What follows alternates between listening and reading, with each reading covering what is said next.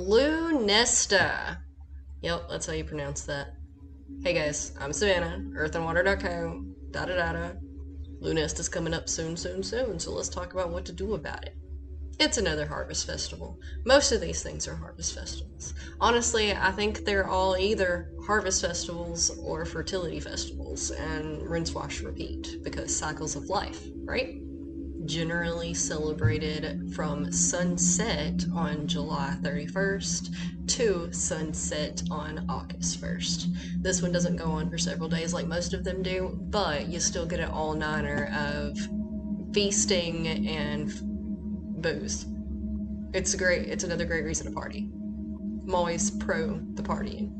It's the sun's absolute last little amount of energy until nights are super dark, super long, super wintry. As always, go outside, meditate, notice what the colors are, notice what the earth is doing, what are the animals doing, the plants and the trees and the everything. What's the weather like? Because in the northern hemisphere, this is around about the time that fall starts taking place. In the southern hemisphere, everything's opposite, so I'm pretty sure it's spring, right? But if you're in the southern hemisphere, or if you know more about this southern hemisphere stuff than I do, please let me know. In fact, openly let me know. Let us all know. Would you come write a blog post for me? Or, do a video and I'll write a blog post. I don't care. Collaboration. Help me out here. Honestly, it's not a whole lot different from Litha, which was our last Will of the Year Sabbath that we talked about. If you missed that one, go check it out, and it's going to tell you pretty much the same stuff that Lúnasa is. It's just, another celebration of that. The sun's going away, we're getting the harvest in, so cornucopia, abundance, and gratitude for all of that. Making preparations for the winter, not only for survival, which is probably not a thing for most of us these days, depending on your definition of survival. But anyway, for our ancestors, it was really big about food, right? And preserving the harvest for the winter.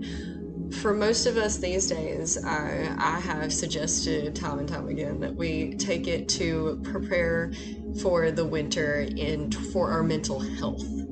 Okay, because we have that seasonal depression coming around, and you want to get up in front of that before it's a problem.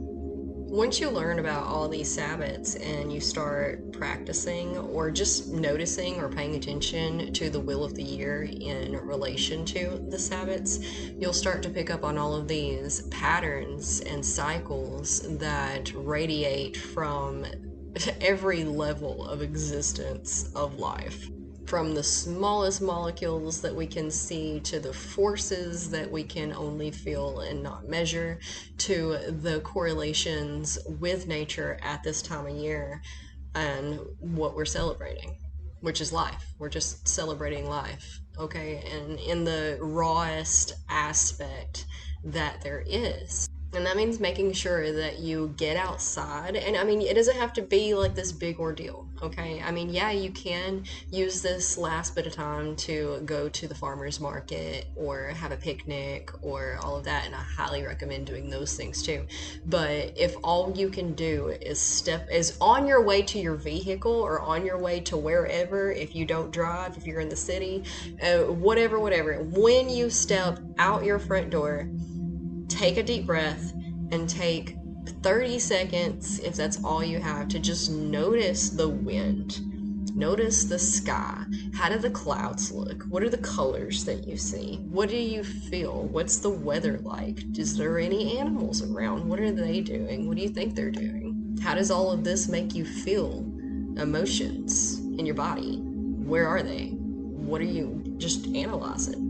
Try to, even for just a second, imagine understanding your place, but amongst it all. Because that's something we've, as a human, as a species, have contemplated since we have existed, yes? What is our place among all of this? And separating ourselves from that has caused a lot of problems. So, anytime that you can get in touch with nature, the earth, food, real food, things that come from the earth, get your hands dirty, pet a cat, whatever. Enjoy some cashews and just think about it. Just make that correlation. Like, this came from the earth. It's the law of oneness. We are all one. The same stuff that makes the cashews is the same stuff that makes the bird, is the same stuff that makes the computer, is the same stuff that makes you, is the same stuff that makes the stars in the sky. Sounds overwhelming, and it can be, but it doesn't have to be, because of all of these cycles and archetypes and the things that I'm trying to help you understand with learning these as an example of the cycles, because as within, so without, as above, so below, it's all the same stuff. Everything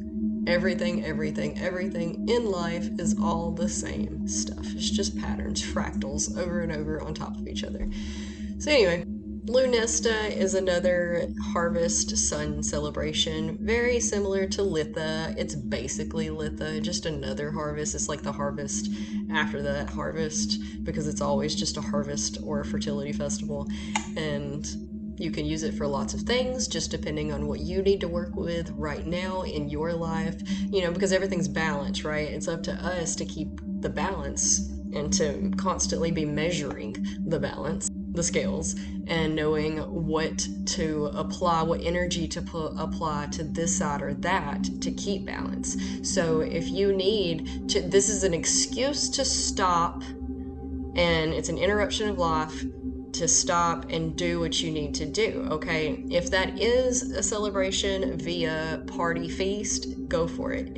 But if what you need is to stay at home and focus on your solar plexus chakra, or healing in some other way, or preparing for your mental stability in the winter months, then do that, okay? As I just want you, the only really requirement is that you notice what's going on outside around you. That's it. That's the only requirement. Other than that, take it what you will and use it as a holiday for you to add energy to whatever has been lacking on your teeter-totter of balanced life, okay? And especially with the sun's last bit of energy, it's going to be the last bit of like, oomph you get, sorta. I mean, we could get into the energy of astrology and everything, but we're just talking about this right now. Oy, cycles. But definitely practice that abundance and gratitude stuff, because, whatever we put out in the universe is what's going to come back to us. So we always need to make sure that we're doing that and being thankful for all of the things in abundance we have, so that we can have more. Hang out with your crystals, like citrine is a good one for this to go about. And also, we always have an accompanying blog post with these podcast episodes, so we have everything written down for you, and you can copy and paste or whatever you need to do to take notes.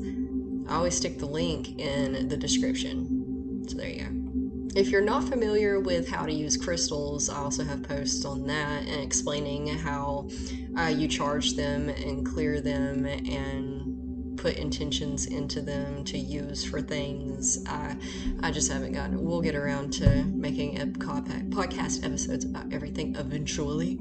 Until then, you'll have to do with the typed up words that I have available.